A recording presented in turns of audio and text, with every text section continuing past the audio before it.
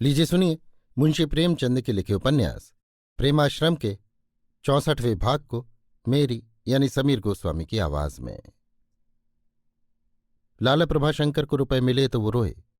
गांव तो बच गया पर उसे कौन बिलसेगा। दयाशंकर का चित्त फिर घर से उचाट हो चला था। साधु संतों के सत्संग के प्रेमी हो गए थे। दिन दिन वैराग्य में रत होते जाते थे। इधर मायाशंकर की यूरोप यात्रा पर ज्ञानशंकर राजी न हुए। उनके विचार में अभी यात्रा से माया को यथेष्ट लाभ न पहुंच सकता था। उससे ये कहीं उत्तम था कि वो अपने इलाकों का दौरा करे, उसके बाद हिंदुस्तान के मुख्य मुख्य स्थानों को देखे। अतएव चैत के महीने में मायाशंकर गोरखपुर चला गया और 2 महीने तक अपने इलाके की सैर करने के बाद लखनऊ जा पहुंचा। 2 महीने तक वहां भी अपने गांवों का दौरा करता रहा। प्रतिदिन जो कुछ देखता अपनी डायरी में लिख लेता। कृषकों की दशा का खूब अध्ययन किया। दोनों इलाकों के किसान उसके प्रजा प्रेम विनय और शिष्टता पर मुग्ध हो गए। उसने उनके दिलों में घर कर लिया। भय की जगह प्रेम का विकास हो गया। लोग उसे अपना उच्च हितैषी समझने लगे। उसके पास आकर अपनी विपत्ति कथा सुनाते। उसे उनकी वास्तविक दशा का ऐसा परिचय किसी अन्य रीति से न मिल सकता था। चारों तरफ तबाही छाई हुई थी। ऐसा बिरला ही कोई घर था जिसमें धातु के बर्तन दिखाई देते हों। कितने घरों में लोहे के तवे तक न थे। मिट्टी के बर्तनों को छोड़कर झोपड़े में और कुछ दिखाई न देता था। न ओढ़ना न बिछौना, यहां तक कि बहुत से घरों में खाटें तक न थीं। और वो घर ही क्या थे। एक एक 2-2 छोटी कोठरियां थीं, एक मनुष्यों के लिए एक पशुओं के लिए। उसी एक कोठरी में खाना सोना उठना बैठना सब कुछ होता था।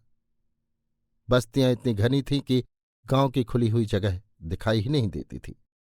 किसी के द्वार पर सहन नहीं, हवा और प्रकाश का शहरों की घनी बस्तियों में भी इतना अभाव न होगा। जो किसान बहुत संपन्न समझे जाते थे उनके बदन पर साबित कपड़े न थे। उन्हें भी 1 जून चबेना पर ही काटना पड़ता था। वो भी ऋण के बोझ से दबे हुए थे। अच्छे जानवरों को देखने को आंखें तरस जाती थी। जहां देखो छोटे छोटे मरियल दुर्बल बैल दिखाई देते थे और खेतों में रेंगते और चरनियों पर ओंघते थे। कितने ही ऐसे गांव थे जहां दूध तक न मयस्सर होता था। इस व्यापक दरिद्रता और दीनता को देखकर माया का कोमल हृदय तड़प जाता था। वो स्वभाव से ही भावुक था, बहुत नम्र उदार और सहृदय। शिक्षा और संगीत ने इन भावों को और भी चमका दिया था। प्रेमाश्रम में नित्य सेवा और प्रजाहित की चर्चा रहती थी। माया का सरल हृदय उसी रंग में रंग गया था। वो इन दृश्यों से दुखित होकर प्रेमशंकर को बार बार पत्र लिखता, अपनी अनुभूत घटनाओं का उल्लेख करता और इस कष्ट को निवारण करने का उपाय पूछता। किंतु प्रेमशंकर या तो उनका उत्तर ही न देते या किसानों की मूर्खता आलस आदि दुस्वभावों की गाथा ले बैठते। माया तो अपने इलाकों की सैर कर रहा था। उधर स्थानीय राज्यसभा के सदस्यों का चुनाव होने लगा। ज्ञानशंकर इस सम्मान पद के पुराने अभिलाषी थे। बड़े उत्साह से मैदान में उतरे। यद्यपि वो ताल्लुकेदार सभा के मंत्री थे पर ताल्लुकेदारों की सहायता पर उन्हें भरोसा न था। कई बड़े बड़े ताल्लुकेदार अपने गांव के प्रतिनिधि बनने के लिए तत्पर थे। उनके सामने ज्ञानशंकर को अपनी सफलता की कोई आशा न थी। इसलिए उन्होंने गोरखपुर के किसानों की ओर से खड़े होने का निश्चय किया। वहां संग्राम इतना भीषण न था। उनके गोविंदे देहातों में घूम घूम कर उनका गुणगान करने लगे। बाबू साहब कितने दयालु ईश्वर भक्त हैं, उन्हें चुनकर तुम कृतार्थ हो जाओगे। वो राज्यसभा में तुम्हारी उन्नति और उपकार के लिए जान लड़ा देंगे। लगान घटवाएंगे, प्रत्येक गांव में गौचर भूमि की व्यवस्था करेंगे, नजराने उठवा देंगे, इजाफा लगान का विरोध करेंगे और इखराज को समूल उखाड़ देंगे। सारे प्रांत में धूम मची हुई थी। जैसे सहालक के दिनों में ढोल और नगाड़ों का नाद गूंजने लगता है, उसी भांति इस समय जिधर देखिए जाति प्रेम की चर्चा सुनाई देती थी। डॉक्टर इरफान अली बनारस महाविद्यालय की तरफ से खड़े हुए थे। बाबू प्रियनाथ ने बनारस म्यूनिसपैलिटी का दामन पकड़ा। ज्वाला सिंह इटावे के रईस थे। उन्होंने इटावे के कृषकों का आश्रय लिया। सैयद ईजाद हुसैन को भी जोश आया। वो मुस्लिम स्वत्व की रक्षा के लिए उठ खड़े हुए। प्रेमशंकर इस क्षेत्र में न आना चाहते थे पर भवानी सिंह बलराज और कादिर खां ने बनारस के कृषकों पर उनका मंत्र चलाना शुरू किया। 3-4 महीनों तक बाजार खूब गर्म रहा। छापे खाने को ट्रैक्टरों के छापने से सिर उठाने का अवकाश न मिलता था। कहीं दावतें होती थीं, कहीं नाटक दिखाए जाते थे। प्रत्येक उम्मीदवार अपनी अपनी ढोल पीट रहा था, मानो संसार के कल्याण का उसी ने बीड़ा उठाया है। अंत में चुनाव का दिन आ पहुंचा। उस दिन नेताओं का सदुत्साह उनकी तत्परता, उनकी शीलता और विनय दर्शनीय थी, और वोट देने वालों का तो मानो सौभाग्य सूर्य उदय हो गया था। मोहन भोग तथा मेवे खाते थे और मोटरों पर सैर करते थे। सुबह से पहर रात तक रायों की चिट्ठियां पढ़ी जाती थीं। इसके बाद के 7 दिन बड़ी बेचैनी के दिन थे। ज्यों त्यों करके कटे। 8वें दिन राजपत्र में नतीजे निकल गए। आज कितने ही घरों में घी के चिराग जले, कितनों ने मातम मनाया। ज्ञानशंकर ने मैदान मार लिया, लेकिन प्रेमाश्रम निवासियों को जो सफलता प्राप्त हुई वो आश्चर्यजनक थी। इस अखाड़े के सभी योद्धा विजय पताका फहराते हुए निकले। सबसे बड़ी फतह प्रेमशंकर की थी। वो बिना उद्योग और इच्छा के इस उच्चासन पर पहुंच गए थे। ज्ञानशंकर ने यह खबर सुनी तो उनका उत्साह भंग हो गया। राजसभा में बैठने का उतना शौक न रहा। बहुधा वृक्षपुंजों में संध्या के समय पक्षियों के कलरव से कान पड़ी आवाज नहीं सुनाई देती, लेकिन ज्यों ही अंधेरा हो जाता है और चिड़ियां अपने अपने घोंसलों में जा बैठती हैं, वहां नीरवता छा जाती है। उसी भांति जाति के प्रतिनिधिगण राजसभा के सुसज्जित सुविशाल भवन में पहुंचकर शांति में मग्न हो गए थे। वे लंबे चौड़े वादे, वे बड़ी बड़ी बातें सब भूल गई। कोई मुवक्किलों के सेवा सत्कार में लिप्त हुआ, कोई अपने बही खाते की देखभाल में, कोई अपने सैर और शिकार में। जाति हित की वो मंग शांत हो गई। लोग मनोविनोद की रीत से राजसभा में आते और कुछ निरर्थक प्रश्न पूछकर या अपने वाक नैपुण्य का परिचय देकर विदा हो जाते। वो कौन सी प्रेरक शक्तियां थीं जिन्होंने लोगों को इस अधिकार पर आसक्त कर रखा था? इसका निर्णय करना कठिन है, पर उनमें सेवा भाव का जरा सा भी लगाव न था। ये निर्भ्रांत है। कारण और कार्य, साधन और फल दोनों उसी अधिकार में विलीन हो गए। किंतु प्रेमाश्रम में वो शिथिलता न थी। यहाँ लोग पहले से ही सेवा धर्म के अनुगामी थे। अब उन्हें अपने कार्य क्षेत्र को और विस्तृत करने का सुअवसर मिला। ये लोग नए नए सुधार के प्रस्ताव सोचते, राजकीय प्रस्तावों के गुणदोष की मीमांसा करते, सरकारी रिपोर्टों का निरीक्षण करते, प्रश्नों द्वारा अधिकारियों के अत्याचारों का पता देते। जहां कहीं न्याय का खून होते देखते, तुरंत सभा का ध्यान उसकी ओर आकर्षित करते, और ये लोग केवल प्रश्नों से ही संतुष्ट न हो जाते थे, वरन प्रस्तुत विषयों के मर्म तक पहुंचने की चेष्टा करते। विरोध के लिए विरोध न करते, बल्कि शोध के लिए। इस सदुद्योग और कर्तव्यपरायणता ने शीघ्र ही राजसभा में इस मित्र मंडल का सिक्का जमा दिया। उनकी शंकाएं, उनके प्रस्ताव, उनके प्रतिवाद आदर की दृष्टि से देखे जाते थे। अधिकारी वर्ग इनकी बातों को चुटकियों में न उड़ा सकते थे। यद्यपि डॉक्टर इरफान अली इस मंडल के मुखपात्र थे, पर यह खुला हुआ भेद था कि प्रेमशंकर ही उसके कर्णधार हैं। इस तरह 2 साल बीत गए, और यद्यपि मित्र मंडल ने सभा को मुग्ध कर लिया था, पर अभी तक प्रेमशंकर को अपना वो प्रस्ताव सभा में पेश करने का साहस न हुआ जो बहुत दिनों से उनके मन में समाया हुआ था, और जिसका उद्देश्य ये था कि जमींदारों से असामियों को बेदखल करने का अधिकार ले लिया जाए। वो स्वयं जमींदार घराने के थे।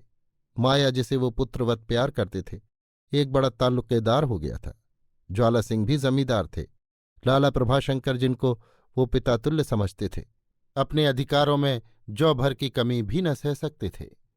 इन कारणों से वो प्रस्ताव को सभा के सम्मुख लाते हुए सकचाते थे। यद्यपि सभा में भूपतियों की संख्या काफी थी और संख्या के देखते दबाव और भी ज्यादा था, पर प्रेमशंकर को सभा का इतना भय न था जितना अपने संबंधियों का। इसके साथ ही अपने कर्तव्य मार्ग से विचलित होते हुए उनकी आत्मा को दुख होता था। एक दिन वो इसी दुविधा में बैठे हुए थे कि मायाशंकर एक पत्र लिए हुए आया और बोला, देखिए, बाबू दीपक सिंह सभा में कितना घोर अनर्थ करने का प्रयत्न कर रहे हैं। वो सभा में इस आशय का प्रस्ताव लाने वाले हैं कि जमींदारों को असामियों से लगान वसूल करने के लिए ऐसे अधिकार मिलने चाहिए कि वे अपनी इच्छा से जिस असामी को चाहे बेदखल कर दें। उनके विचार में जमींदारों को ये अधिकार मिलने से रुपए वसूल करने में बड़ी सुविधा हो जाएगी। प्रेमशंकर ने उदासीन भाव से कहा, मैं ये पत्र देख चुका हूं। माया, पर आपने इसका कुछ उत्तर नहीं दिया। प्रेमशंकर ने आकाश की ओर ताकते हुए कहा, अभी तो नहीं दिया। माया, आप समझते हैं कि सभा में प्रस्ताव स्वीकृत हो जाएगा? प्रेम, हाँ, संभव है। माया, तब तो जमींदार लोग असामियों को कुचल ही डालेंगे। प्रेम, हाँ, और क्या। माया, अभी से इस आंदोलन की जड़ काट देनी चाहिए। आप इस पत्र का जवाब दे दें तो बाबू दीपक सिंह को अपना प्रस्ताव सभा में पेश करने का साहस न हो। प्रेम, ज्ञानशंकर क्या कहेंगे? माया, मैं जहां तक समझता हूं वो इस प्रस्ताव का समर्थन न करेंगे। प्रेम। हाँ, मुझे भी ऐसी ही आशा है। मायाशंकर चाचा की बातों से उनकी चित्तवृत्ति को ताड़ गया। वो जब से अपने इलाके का दौरा करके लौटा था, अक्सर कृषकों की सुदशा के उपाय सोचा करता। इस विषय में कई किताबें पढ़ी थीं और डॉक्टर इरफान अली से भी जिज्ञासा करता रहता था। प्रेमशंकर को असमंजस में देखकर उसे बहुत खेद हुआ। वो उनसे तो और कुछ न कह सका, पर उस पत्र का प्रतिवाद करने के लिए उसका मन अधीर हो गया। आज तक उसने कभी समाचार पत्रों के लिए कोई लेख न लिखा था। डरता था लिखते बने या न बने, संपादक छापें या न छापें। 2-3 दिन वो इसी आगा पीछा में पड़ा रहा। अंत में उसने उत्तर लिखा और कुछ सकचाते कुछ डरते डॉक्टर इरफान अली को दिखाने ले गया। डॉक्टर महोदय ने लेख पढ़ा तो चकित होकर पूछा, ये सब तुम्ही ने लिखा है? माया, जी हाँ, लिखा तो है पर बना नहीं। इरफान, वाह, इससे अच्छा तो मैं भी नहीं लिख सकता। ये सिफत तुम्हें बाबू ज्ञानशंकर से विरासत में मिली है। माया, तो भेज दूं, छप जाएगा? इरफान, छपेगा क्यों नहीं, मैं खुद भेज देता हूं। प्रेमशंकर रोज पत्रों को ध्यान से देखते थे कि दीपक सिंह के पत्र का किसी ने उत्तर दिया या नहीं, पर 8-10 दिन बीत गए और आशा न पूरी हुई। कई बार उनकी इच्छा हुई कि कल्पित नाम से इस लेख का उत्तर दूं, लेकिन कुछ तो अवकाश न मिला, कुछ चित्त की दशा अनिश्चित रही, न लिख सके। 12वें दिन उन्होंने पत्र खोला तो मायाशंकर का लेख नजर आया। आद्योपांत पढ़ गए। हृदय में एक गौरवपूर्ण उल्लास का आवेग हुआ। तुरंत श्रद्धा के पास गए और लेख पढ़ सुनाया। फिर इरफान अली के पास गए। उन्होंने पूछा, कोई नई खबर है क्या? प्रेम, आपने देखा नहीं माया ने दीपक सिंह के पत्र का कैसा युक्तिपूर्ण उत्तर दिया है? इरफान, जी हाँ, देखा। मैं तो आपसे पूछने आ रहा था कि ये माया ने ही लिखा है या आपने कुछ मदद की है। प्रेम, मुझे तो खबर भी नहीं, उसी ने लिखा होगा। इरफान, तो उसको मुबारकबाद देनी चाहिए, बुलाऊं? प्रेम, जी नहीं, उसके इस जोश को दबाने की जरूरत है। ज्ञानशंकर ये लेख देखकर रोएंगे, सारा इल्जाम मेरे ऊपर आएगा। कहेंगे कि आपने लड़के को बहका दिया, पर यकीन दिलाता हूं कि मैंने उसे ये पत्र लिखने के लिए इशारा तक नहीं किया। इसी बदनामी के डर से मैंने खुद नहीं लिखा। इरफान, आप ये इल्जाम मेरे सिर रख दीजिएगा, मैं बड़ी खुशी से इसे ले लूंगा। प्रेम, कल उनका कोप पत्र आ जाएगा। माया ने मेरे साथ अच्छा सलूक नहीं किया। इरफान, भाभी साहिबा का क्या ख्याल है? प्रेम, उनकी कुछ न पूछिए, वो तो इस खुशी में दावत करना चाहती हैं। प्रेमशंकर का अनुमान अक्षरशः सत्य निकला। तीसरे दिन ज्ञानशंकर का कोप पत्र आ पहुंचा। आशय भी यही था। मुझे आपसे ऐसी आशा न थी। साम्यवाद के पाठ को पढ़ाकर आपने सरल बालक पर घोर अत्याचार किया है। उसका 18वां वर्ष पूरा हो रहा है। उसे शीघ्र ही अपने इलाके का शासनाधिकार मिलने वाला है। मैं इस महीने के अंत तक इन्हीं तैयारियों के लिए आने वाला हूं। हिज एक्सीलेंसी गवर्नर महोदय स्वयं राज्य तिलक देने के लिए पधारने वाले हैं। उस मृदु संगीत को इस बेसुरे राग ने चौपट कर दिया। आपको अपने प्रजावाद का बीज किसी और खेत में बोना चाहिए था। आपने अपने शिक्षाधिकार का खेदजनक दुरुपयोग किया है। अब मुझ पर दया कर माया को मेरे पास भेज दीजिए। मैं नहीं चाहता कि अब वो एक क्षण भी वहां और रहे। अभिषेक तक तो मैं उसे अपने साथ रखूंगा। मुझे भय है कि वहां रहकर वो कोई और उपद्रव न कर बैठे। अस्तु। संध्या की गाड़ी से मायाशंकर ने लखनऊ को प्रस्थान किया। अभी आप सुन रहे थे मुंशी प्रेमचंद के लिखे उपन्यास प्रेमाश्रम के 64वें भाग को मेरी यानी समीर गोस्वामी की आवाज में।